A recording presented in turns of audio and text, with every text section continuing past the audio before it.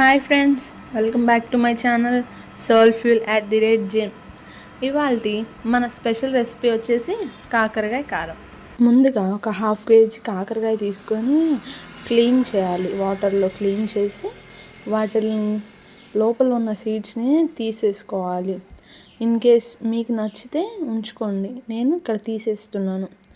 ఇంకా మనకి నచ్చిన విధంగా చిన్న చిన్న ముక్కలుగా కానీ, కొంతమంది కొంచెం పెద్దగా అయినా కట్ చేస్తారు.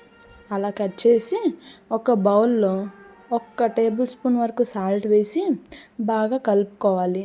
దాంట్లో ఉన్న చేదు పోతుంది. స్టవ్ ఆన్ చేసి ఒక ప్యాన్లో ఆయిల్ వేయాలి. ఆయిల్లో కొంచెం పల్లీలు వేసి బాగా గోల్డెన్ బ్రౌన్ కలర్లో వచ్చేంత వరకు వేయించుకోవాలి. ఆ వేగిన పల్లీలని ఒక బౌల్లో తీసుకొని చల్లారనివ్వాలి. అండ్ తర్వాత అదే ఆయిల్లో ఎండుమిర్చి, కొంచెం వెల్లుల్లి అండ్ కరివేపాకును కొంచెం వేసి బాగా వేగనివ్వాలి. వేగిన ఎండుమిర్చిని కూడా అదే గిన్నెలో తీసి కొంచెం చల్లారనివ్వాలి. ఇప్పుడు ఒక మిక్సీ జార్ తీసుకొని దాంట్లో ఇప్పుడు వరకు వేయించిన అన్నీ వేసుకొని కొంచెం ధనియాలు, కొంచెం జీలకర్ర, కొంచెం నువ్వులు అండ్ లైట్గా పసుపు, చికెన్ కారం మనకి టేస్ట్కి తగినంత వేసుకొని లైట్గా సాల్ట్ వేసుకొని ఆ మిక్సీని గ్రైండ్ చేసుకోవాలి. ఆ గ్రైండ్ చేసిన పౌడర్ని ఇలా పట్టుకొని కొంచెం పక్కన పెట్టుకోవాలి.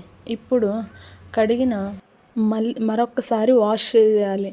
ఆ కాకరకాయని శుభ్రంగా పిండుకొని ఒక ప్లేట్లో వేసుకొని ఆ ప్లేట్లో ఉన్న కాకరకాయ మొత్తాన్ని అదే ఆయిల్లో వేసి బాగా వేయించుకోవాలి.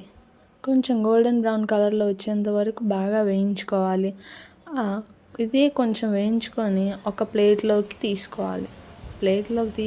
అటు ఇటు కలుపుతూ మరొకసారి బాగా వేయించుకోవాలి. వేయించిన కాకరకాయ ముక్కల్ని ఒక గిన్నెలోకి తీసుకొని ఇందాక పట్టి ఉంచిన కారాన్ని ఆ కాకరకాయ ముక్కలకి మొత్తం కలుపుతూ ఉంటుంటే అంతే అండి, ఎంతో టేస్టీ అయిన కాకరకాయ కారం రెడీ. ఇలా మీ ఇంట్లో కూడా డిఫరెంట్ స్టైల్లో కాకరకాయ కారాన్ని ట్రై చేసి ఎలా వచ్చిందో కామెంట్ చేయండి. Thanks for watching.